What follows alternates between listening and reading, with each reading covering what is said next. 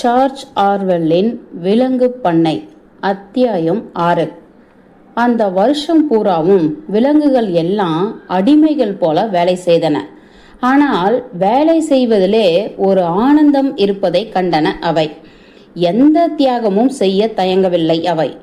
எப்படி பாடுபட வேண்டுமானாலும் பாடுபட தயாராகவே இருந்தன. எதை செய்தாலும் கடைசியில் தங்களுக்கே அது லாபகரமானதாக இருக்கும் என்று அவற்றிற்கு நம்பிக்கை இருந்தது.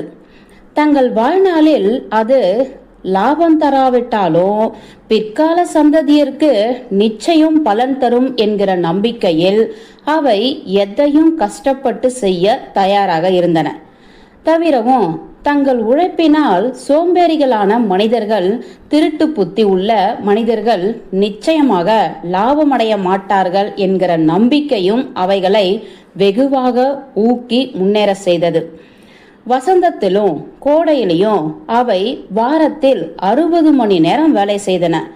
ஆகஸ்ட் மாதத்தில் இனிமேல் ஞாயிறன்று மாலை நேரத்திலும் அவை உழைத்தாக வேண்டும் என்று நெப்போலியன் உத்தரவிட்டது. தானாக விருப்பத்துடன் ஏற்றுக்கொண்ட வேலைதான் அது. ஆனாலும் எந்த விலங்காவது அப்படி வேலை செய்ய தவறினால் கொடுக்கப்படும் உணவு பாதியாக குறைக்கப்படும் என்று நெப்போலியன் சொல்லிற்று. இப்படியெல்லாம் உழைத்தும் பல வேலைகள் செய்யப்படாமலும் பூர்த்தியாகாமலும் தான் இருந்தன.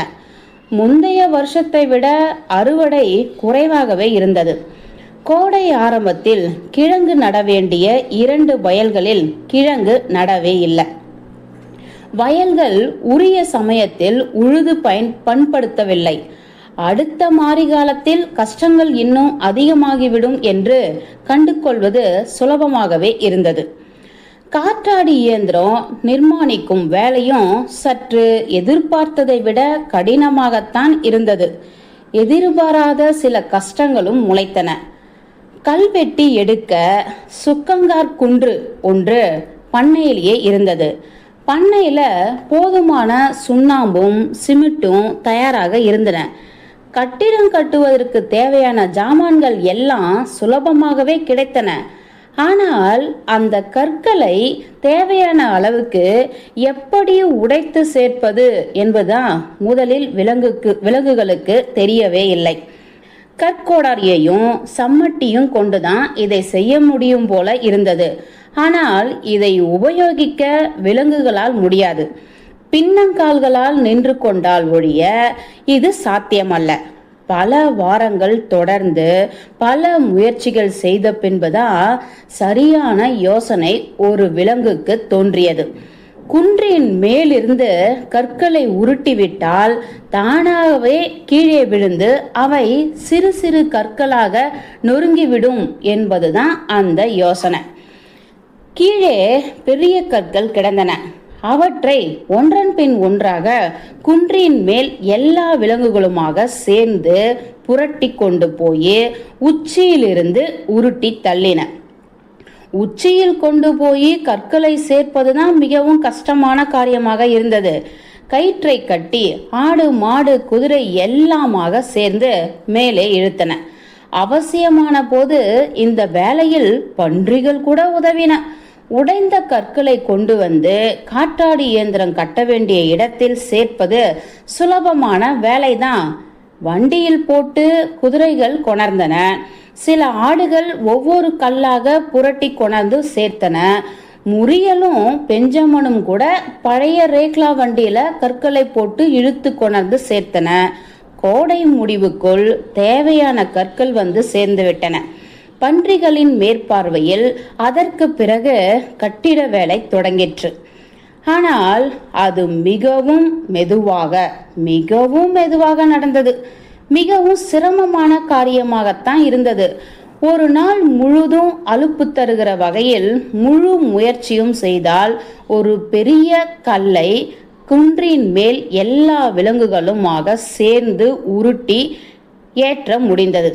சில சமயம் கீழே புரட்டிவிடப்பட்ட கல் உடையவில்லை. பாக்ஸர் மட்டும் முழு மனதுடன் வேலை செய்யவில்லை என்றால் அந்த காரியமும் உருப்படியாக நடைபெற்றாது. மற்ற எல்லா விலங்குகளும் சேர்ந்து சாதித்த காரியங்களை பாக்ஸர் தனியாகவே நின்று சாதிக்கும் வலுவும் உறுதியும் பெற்றிருந்தது. குன்றின் சரிவிலே ஏற்றிக்கொண்டிருந்த பெரிய கல் நழுவ ஆரம்பிக்கும். மற்ற மிருகங்கள் எல்லாம் சேர்ந்தும் சமாளிக்க முடியாமல் திணறும். விலங்குகளும் சேர்ந்து சரிவிலே நழுவி கீழே இழுத்து செல்லப்படும். அப்போதெல்லாம் கயிற்றை இழுத்து பிடித்து கல் சரியாமலும் விலங்குகள் நழுவி விழுந்து உயிர் இழந்து விடாமலும் காப்பாற்றியது பாக்ஸர் தான். மூச்சு திணற ஒவ்வொரு அங்குலமாக அது கல்லையும் கட்டி இழுத்து கொண்டு சரிவிலே ஏறுவதை பார்க்கும்போது அற்புதமாக நம்பிக்கை ஊட்டும் காட்சியாகத்தான் இருந்தது. உடலெல்லாம் வியர்வை அரும்பி வழிந்தோடும். கால் குழம்புகள் பூமிக்குள் பள்ளமே பறித்துவிடும் போல அழுந்தும். எல்லா விலங்குகளும் அதிசயத்துடனும் ஆச்சரியத்துடனும் பாக்ஸர் வேலை செய்யும் ஊக்கமும் கொள்ளும். இப்படி அதிக வேலை செய்தால் உடல் கெட்டுவிடும் என்று சில சமயம் க்ளோவர் பாக்ஸருக்கு சொல்வதுண்டு. ஆனால் பாக்ஸர் அதை காதில் போட்டுக்கொள்ளாது. அதனுடைய 2 ஆதார கொள்கைகள், இன்னும் அதிகமாக நான் உழைப்பேன் என்பதும் நெப்போலியன் செய்வதே சரி என்பதும் தான். எல்லா பிரச்சனைகளுக்கும் சந்தேகங்களுக்கும் அந்த 2 ஸ்லோகங்களில் பதில் அடங்கியிருந்தது. பாக்ஸரை பற்றிய வரையில் ஒரு சேவலிடம் மற்றவர்கள் எழுந்திருப்பதற்கு அரை மணி நேரத்திற்கு முன்னால் தன்னை எழுப்பிவிடும்படி ஏற்பாடு செய்து கொண்டிருந்தது. முதலில் அரை மணி நேரம் முன்னால் எழுந்த பாக்ஸர் சில நாட்களுக்கு பிறகு 3/4 மணி நேரத்துக்கு முன்னதாக எழுந்திருக்க பழகி கொண்டது. இப்போதெல்லாம் ஒழிந்த நேரம் என்று சொல்ல நேரமே கிடையாது அதற்கு. ஆனால் ஒரு வினாடி நேரம் கிடைத்தால் கூட அது தானாகவே கல்பட்டறைக்கு போய் ஒரு கூடை உடைத்த கற்களை சுமந்து வரும். பிறர் உதவியை நாடாமல் செய்யக்கூடிய காரியங்களை எல்லாம் தானாகவே செய்துவிடும். அது வேலைதான் கடுமையாக இருந்ததே தவிர மற்றபடி கோடை பூராவும் விலங்குகள் எல்லாம் சௌகரியமாகவே இருந்தன. ஜோன்ஸ் காலத்தில் கிடைத்ததை விட அதிகமான உணவு கிடைக்கவில்லை என்றாலும் அதே அளவாவது கிடைக்கிறதே என்று சந்தோஷப்பட்டன அவை. தங்களை தவிர வேறு யாருக்கும் உணவு சம்பாதிக்க வேண்டிய தேவை இல்லை. மனிதர்களுக்கு சம்பாதித்து தர வேண்டிய அவசியம் இல்லாததற்காக அவை எத்தனை அசௌகரியங்களையும் வேண்டுமானாலும் ஏற்க தயாராக இருந்தன. பல காரியங்களில் மனிதர்கள் செய்ததை விட சுலபமாகவும் சீக்கிரமாகவும் வேலைகளை செய்து முடித்தன விலங்குகள். எந்த காரியத்தையாவது செய்து முடிப்பதற்கு விலங்குகள் கையாண்ட முறை மனிதர்கள் கையாண்ட முறைகளை விட ரொம்ப திறமை வாய்ந்ததாக இருந்தது. உதாரணமாக களை பிடுங்கும் வேலையை மனிதர்களை காட்டிலும் விலங்குகள் பூரணமாக செய்ய முடியும் என்பதில் சந்தேகம் என்ன? தவிரவும் விலங்குகள் எதையும் இப்பொழுது திருடுவது இல்லை. ஆகவே தானிய வயல்களை சுற்றி வேலிகள் அவசியமில்லாது போய்விட்டது. வேலிகளையும் கதவுகளையும் அமைத்து காப்பாற்ற வேண்டிய வேலையும் குறைந்தது. இருந்தும் கோடை காலம் செல்ல செல்ல எதிர்பாராத பல குறைபாடுகள் பண்ணையிலேயே தெரிய தொடங்கின. பராஃபின், எண்ணெய், ஆணிகள், கயிறு, நாய் பிஸ்கோத்துகள், லாடத்துக்கு இரும்பு முதலியானவை எல்லாம் தேவைப்பட்டன. ஆனால் அவற்றை பண்ணையில் உற்பத்தி செய்ய முடியாது. விதைகள் மற்றும் செயற்கை எரு முதலியனவை பின்னால் தேவைப்படும். அது தவிர விதவிதமான கருவிகள் வேண்டியதாக இருந்தன. கடைசியாக காற்றாடி இயந்திரத்துக்கு அவசியமான பாகங்கள் வேறு தேவைப்பட்டன. இவற்றையெல்லாம் எப்படி சேர்ப்பது என்றுதான் விலங்குகளுக்கெல்லாம் புரியவே இல்லை. ஒரு ஞாயிறன்று காலையில் விலங்குகள் எல்லாம் பெரிய கொட்டகையில் கூடியிருந்த போது நெப்போலியன் ஒரு புது நடைமுறை கொள்கையை வெளியிட்டது. அதை தானே தீர்மானித்து முடிவு கட்டிவிட்டதாக வெளியிட்டது. இப்பொழுது முதல் விலங்குகள் பண்ணை சுற்றிலும் இருந்த மற்ற பண்ணைகளுடன் உறவு கொண்டாடி பேரம் பண்ணி அவசியமான பொருட்களை வாங்கிக் கொள்ளும். இப்படி பேரம் செய்வது கேவலமான வியாபாரம் அல்ல, அவசியமான பல தேவைகளை திருப்தி செய்வது கொள்வதற்காக இந்த பேரம் அவசியமாகிறது என்றது நெப்போலியன். மற்ற எல்லாவற்றையும் விட அதிமுக்கியமானதாக காற்றாடி இயந்திரத்தின் தேவைகளை கருத வேண்டும் என்பதுதான் அது. பண்ணையின் எதிர்கால சுபிட்சம் காற்றாடி இயந்திரத்தை பொறுத்தது என்பதனால் அது அத்தியாவசியமாகிவிட்டது. ஆகவே வைக்கோல் போர்களில் சிலவற்றையும் அறுவடை செய்த கோதுமையில் ஒரு பங்கையும் விற்க வேண்டியது என்று தான் தீர்மானித்து விட்டதாக அறிவித்தது நெப்போலியன்.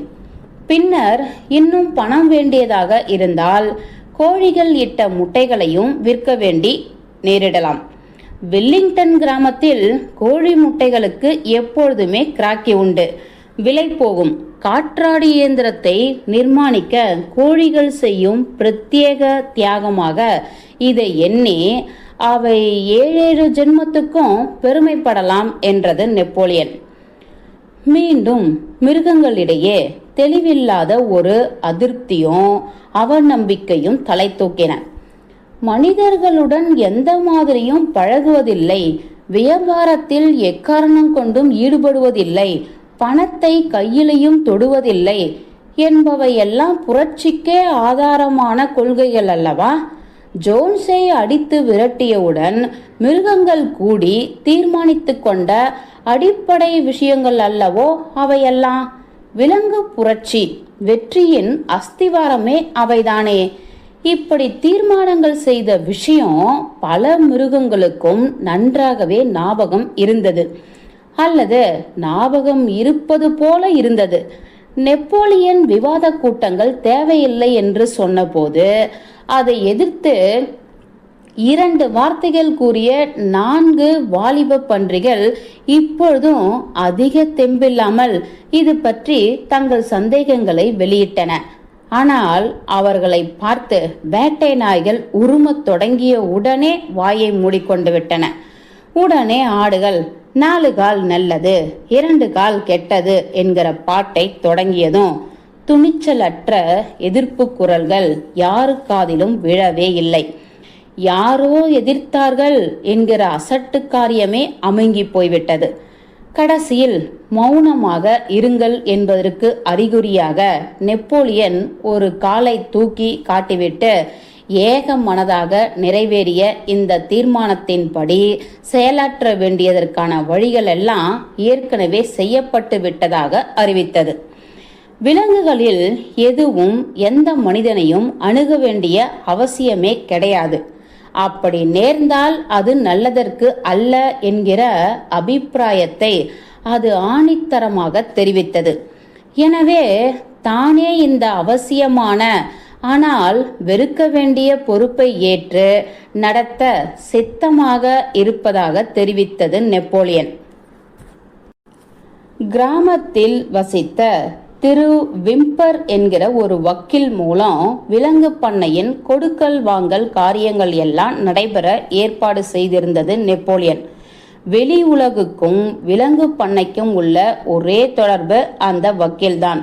ஒவ்வொரு திங்களன்றும் அந்த வக்கீல் பண்ணைக்குள் வந்து 1 வாரத்துக்கான தகவல்களை பெற்றுக்கொண்டு செல்வார்.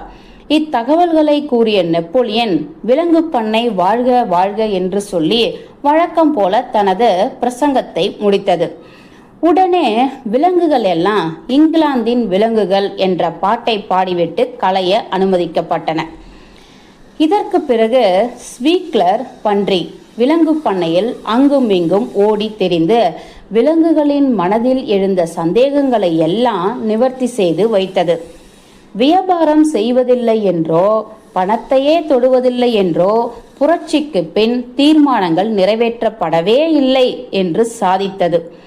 அப்படிப்பட்ட தீர்மானங்களை யாரும் கொண்டு வரவே இல்லை என்றது. கற்பனைதான் அது. ஸ்னோபால் கிளப்பிவிட்ட அநேக பொய் வதந்திகளில் அதுவும் ஒன்றாக இருந்தாலும் இருக்கலாம் என்றது ஸ்வீக்லர் பன்றி. சில விலங்குகளுக்கு இன்னும் கொஞ்சம் சந்தேகமாகத்தான் இருந்தது. ஸ்வீக்லர் அவற்றை கேட்டது. இப்படியெல்லாம் தீர்மானங்கள் செய்ததாக நீங்கள் கனவு கண்டிருப்பீர்கள். சில தோழர்கள் கனவு கண்டால் அது உண்மை என்று அர்த்தமாகிவிடுமா என்ன? எங்கேயாவது இந்த தீர்மானங்களை எழுதி வைத்திருக்கிறோமா? சொல்லுங்கள். எங்கும் எழுதப்படாத தீர்மானங்களை நிறைவேற்றியதாக எப்படி சொல்ல முடியும்? உண்மைதான். எங்கும் இத்தீர்மானங்கள் எழுதி வைக்கப்படவில்லை என்பது உண்மைதான். சந்தேகப்பட்ட விலங்குகள் தாங்கள் நினைத்தது தவறாகத்தான் இருக்கும் என்று தங்கள் மனதை தேற்றிக்கொண்டன. ஏற்பாடு செய்யப்பட்டபடி ஒவ்வொரு திங்களன்றும் திரு விம்பர் விலங்கு பண்ணைக்கு விஜயம் செய்தார். கிருதா மீசையுடன் தந்திக்கார மனிதர் போல தோற்றமளித்த அவர் மிகவும் சொற்பமாகத்தான் அவருக்கு தொழில் நடந்தது. ஆனால் அவர் கெட்டிக்காரர் என்று தெரிந்தது. மற்ற பண்ணைகளுடன் பேச்சு நடத்த விலங்கு பண்ணைக்கு ஒரு வக்கீல் தேவையாக இருக்கும் என்பதை எல்லோருக்கும் முன்னாலேயே தெரிந்து கொண்டார். அங்கு கிடைக்கக்கூடிய லாபம், கமிஷன் முதலியான போதுமானவையாக இருக்கும் என்பதையும் அறிந்து அந்த பதவியை தேடிக்கொண்டார் அவர். அவர் வந்து போவதை ஒருவித பயத்துடனும் பீதியுடனும் பார்த்தன விலங்குகள் எல்லாம். அவர் பக்கம் அவை போவதே இல்லை.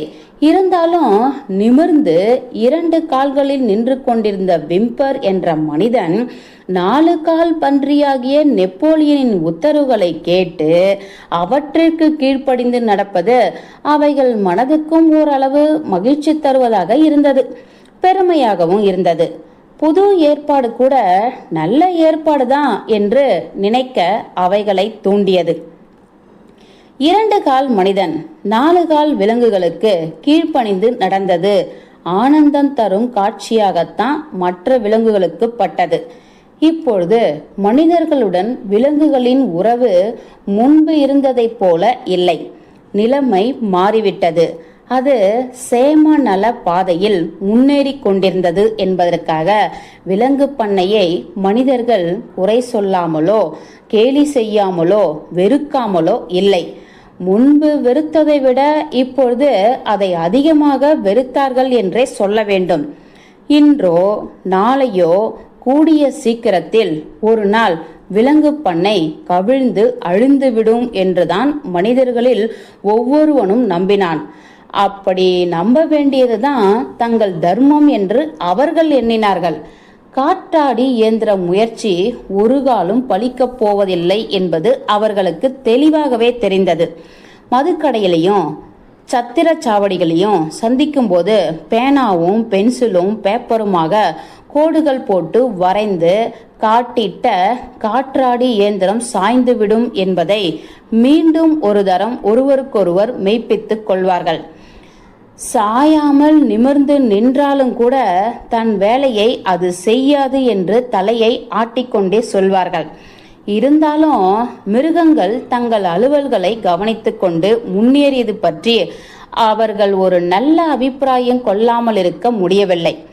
மிகவும் சிறப்பான முறையில் விலங்குகள் சுறுசுறுப்பாக பயன் தருகிற மாதிரி காரியங்களை செய்கின்றன என்று ஏற்றுக்கொண்டு மனிதர்களும் அந்த விலங்கு பண்ணை மிருகங்களுக்கு மரியாதை தர தயாராகவே இருக்க வேண்டியதாக இருந்தது. இன்னமும் அதை பெரிய பண்ணை என்று சொல்லாமல் அதற்குரிய பெயரான விலங்கு பண்ணை என்கிற பெயரிட்டே அழைத்ததையே இந்த மரியாதைக்கு ஒரு சான்றாக சொல்லலாம். ஜோன்ஸை பாராட்டி அவனுக்கு உதவுவதாக வீம்பு கூறுவதையும் மனிதர்கள் நாளடைவில் விட்டுவிட்டார்கள். தன் பண்ணை இனி தன் கைக்கு வராது என்கிற தீர்மானத்துடன் ஜோன்ஸ் அந்த பிராந்தியத்தை விட்டே வேறு இடத்துக்கு போய் குடியேறிவிட்டான். விம்பர் மூலமாக ஏற்பட்டதை தவிர வெளி உலகத்துக்கும் விலங்கு பண்ணைக்கும் நேரடியான தொடர்புகள் ஒன்றும் இல்லை இன்னமும். ஆனால் நெப்போலியன் பாக்ஸ்வுட் பண்ணை சொந்தக்காரரான பில்கிங்டனுடனோ அல்லது பிஞ்ச்ஃபீல்டு முதலாளியான ஃப்ரெடரிக்குடனோ உடனடியாக வியாபார ஒப்பந்தம் ஒன்று செய்து கொள்ள போகிறது என்கிற வதந்தி மட்டும் எழுந்து எழுந்து அடிக்கடி அடங்கிக் கொண்டே இருந்தது. இந்த இருவரில் ஒருவருடன் மட்டும்தான் நெப்போலியன் உடன்படிக்கை செய்து கொள்ளும் என்பது தீவிரமாக வற்புறுத்தப்பட்டு வந்தது. ஒரே சமயத்தில் இருவருடனும் ஒப்பந்தம் செய்து கொள்வது இல்லை என்றது நெப்போலியன். சற்று ஏறக்குறைய இதே சமயத்தில் பன்றிகள் திடீரென்று பண்ணை வீட்டுக்குள் குடியேறின. ஆரம்ப காலத்தில் பண்ணை வீட்டில் குடியிருப்பது பற்றி ஒரு தீர்மானம் நிறைவேற்றியதாக விலங்குகளுக்கு லேசான ஒரு ஞாபகம் இருந்தது.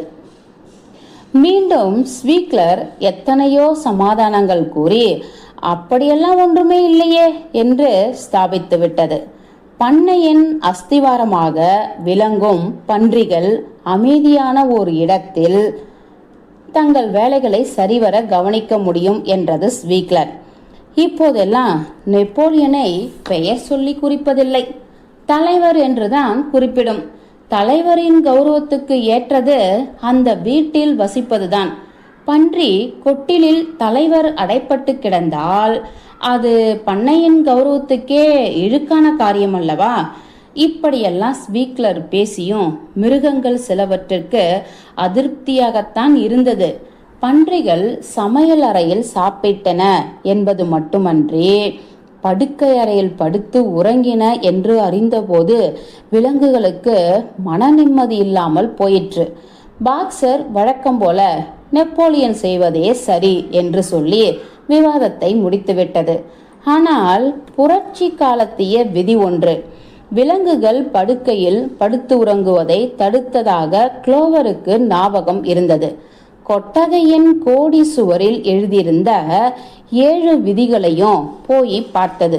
பாவம், அதற்கு தனித்தனி எழுத்துக்களை தவிர வேறு எதையும் படிக்க வரவில்லை. முரியலை அழைத்து வந்து விதிகளை படிக்க சொல்லிற்று. முரியல், நீ அந்த 4வது விதிய படி.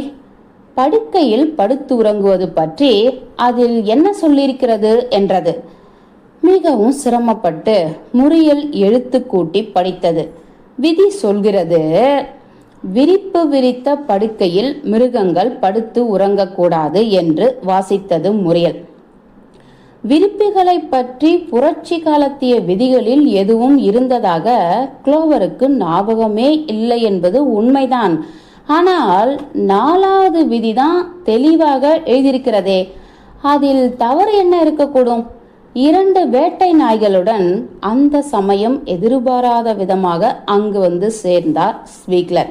கொஞ்சம் நஞ்சம் இருந்த சந்தேகத்தையும் தீர்த்து கட்டிவிட முற்பட்டது. அது சொல்லிற்று, தோழர்களே, நாங்கள் வீட்டில் படுக்கையில் படுத்து உறங்குகிறோம் என்று கேள்விப்பட்டீர்களா? அது உண்மைதான். ஏன் கூடாது? படுக்கைகளை பற்றி புரட்சி விதிகள் தடுப்பானேன்? படுத்து உறங்கும் இடமெல்லாம் படுக்கைதான். ஒரு வைக்கோல் போரும் மாட்டுக்கொட்டில் அடைப்பும் படுக்கைதான். மனிதர்கள் உபயோகிக்கும் விரிப்புகளை மிருகங்களாகிய நாம் உபயோகிக்க கூடாது என்பதுதான் விதியின் சாரம். பண்ணை வீட்டு படுக்கையில் இருந்த விரிப்புகளை எல்லாம் அகற்றிவிட்டோம். நாங்கள் கம்பிளிகளை மட்டும் உபயோகிக்கிறோம். சௌகரியமான படுக்கைகள் அவை என்று நான் சொன்னால் நீங்கள் நம்பலாம். மூளை வேலை செய்யும் பன்றிகளாகிய எங்களுக்கு இந்த சொற்ப சௌகரியங்கள் கூட இல்லாவிட்டால் பண்ணை காரியங்களை எப்படி தடையின்றி நடக்கும்? செவ்வென நடக்கணும் இல்லையா? அதுவும் இப்பொழுது மிகவும் சிரமமான காலத்தில் எங்கள் மூளைக்கு வேலை அதிகரித்து கொண்டே இருக்கிறதே தவிர குறையவில்லை. எங்கள் தூக்கத்தை கெடுக்க விரும்புகிறீர்களா என்ன? தோழர்களே, சொல்லுங்கள். நாங்கள் சரியாக தூங்காமல் வேலை நேரத்தில் அயர்ந்து தூங்கிவிட்டால் என்ன ஆகும்? ஜோன்ஸ் திரும்பி வந்து விடுவதை நீங்கள் விரும்புகிறீர்களா என்ன? உடனே இந்த விஷயத்தில் ஒருமனதாக தங்கள் அபிப்பிராயத்தை தெரிவித்தன மிருகங்கள் எல்லாம். அதற்கு பிறகு பன்றிகள் படுக்கையில் படுத்துறங்குவதை பற்றி எந்த விலங்குகளும் எதுவும் பேசவில்லை. இதற்கு பிறகு சில நாட்கள் கழிந்து காலை நேரங்களில் பன்றிகள் காலதாமதமாக எழுந்து வருகின்றன என்று பார்த்த பிறகும் கூட விலங்குகள் எதுவும் சொல்லவில்லை. மூளை வேலை செய்பவை 1 மணி நேரம் அதிகமாக தூங்குவது பற்றி எந்த மிருகமும் குறை சொல்ல முன்வரவில்லை. இலையுதிர் காலம் வந்தபோது மிருகங்களுக்கு வேலை செய்து களைப்பாகத்தான் இருந்தது. ஆனால் அவை உற்சாகமாகவும் சந்தோஷமாகவும் இருந்தன. சிரமமான வருஷம்தான். வைக்கோலும் தானியமும் பாதி விற்றாகிவிட்டது என்பதனால் மாரிகாலத்துக்கு போதுமான உணவு இல்லைதான். ஆனால் காற்றாடி இயந்திரம் உருவாகி கொண்டிருந்தது. அது ஒன்றே போதும் மற்ற சிரமங்களை எல்லாம் சரிகட்ட. காற்றாடி இயந்திரம் அமைப்பதில் அநேகமாக பாதி வேலையாகிவிட்டது. அறுவடைக்கு பின் பல நாட்கள் கிடைத்தன மிருகங்களுக்கு. மிகவும் சுறுசுறுப்பாக, எப்போதையும் விட அதிகமாக முனைந்து வேலை செய்தன அவையெல்லாம். 1 அடி உயரம் காற்றாடி இயந்திரம் சுவரை எழுப்ப எல்லா மிருகங்களும் 2 நாட்கள் பாடுபட்டன. இந்த உழைப்பெல்லாம் வீண் போகாது என்கிற திட சித்தத்துடன் பாடுபட்டன.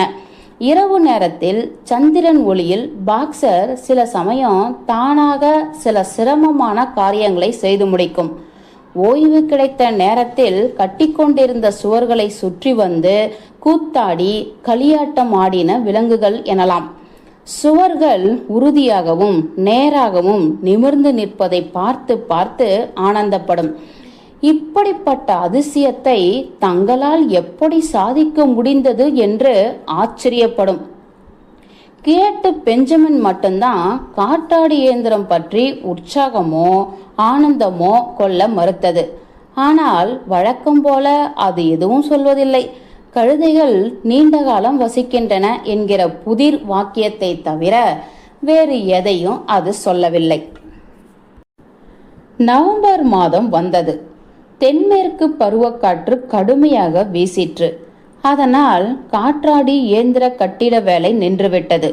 ஒரு நாள் இரவு புயல் மிகவும் பலமாக வீசியது. காற்றடித்த வேகத்தில் பண்ணை கட்டிடங்களே அடியோடு பெயர்ந்து விழுந்து விடும் போல ஆடின. கூரை மேல் இருந்த பல ஓடுகள் காற்றிலே பறந்து போய்விட்டன. கோழிகள் கூச்சலிட்டு கொண்டு எழுந்து அங்கும் இங்கும் ஓடின.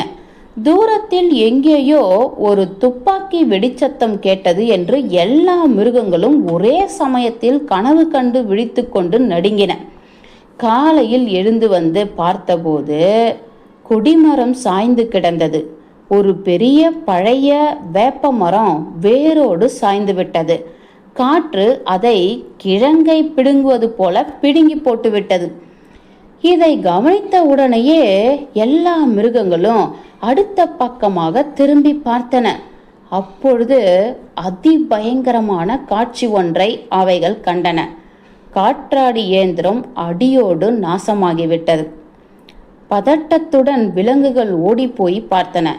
இப்போதெல்லாம் நிதானமாக அடிமேல் அடி வைத்து நடந்து செல்ல பழகி கொண்டிருந்த நெப்போலியன் கூட அதிவேகமாக ஓடி காற்றாடி இயந்திரத்து அருகே சென்றது. ஆம், அது சாய்ந்து கிடந்தது. விலங்குகள் பட்ட சிரமம் எல்லாம் அடியோடு வியர்த்தமாகிவிட்டது, தரைமட்டமாகிவிட்டது.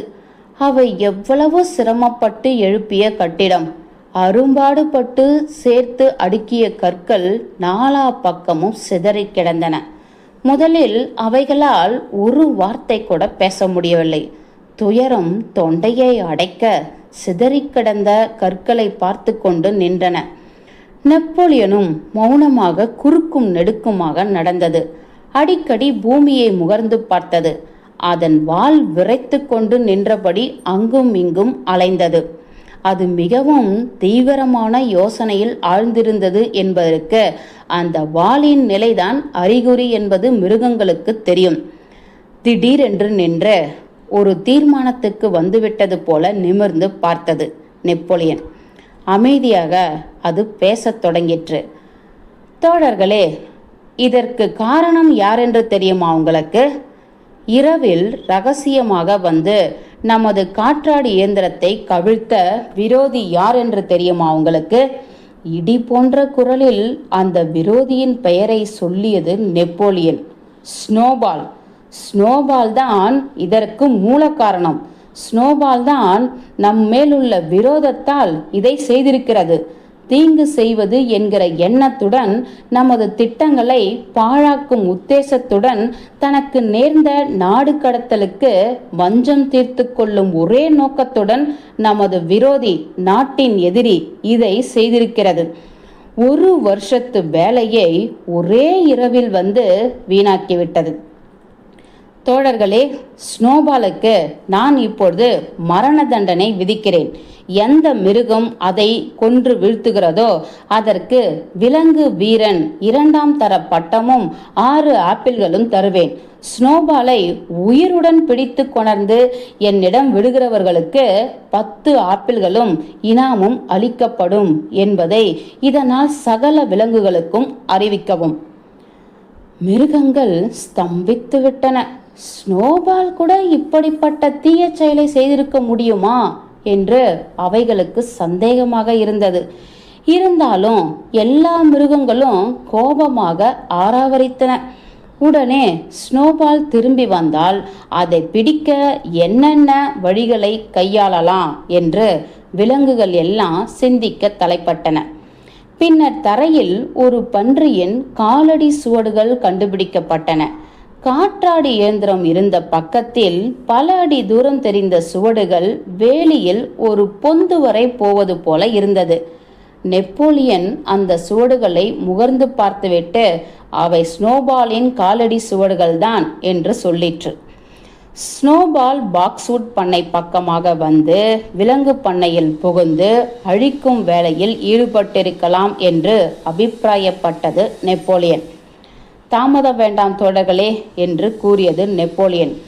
தொடர்ந்து அது பேசியது. செய்வதற்கு வேலை கிடக்கிறது. காற்றாடியை மீண்டும் நிர்மாணிக்க இன்றே வேலை செய்ய தொடங்குவோம்.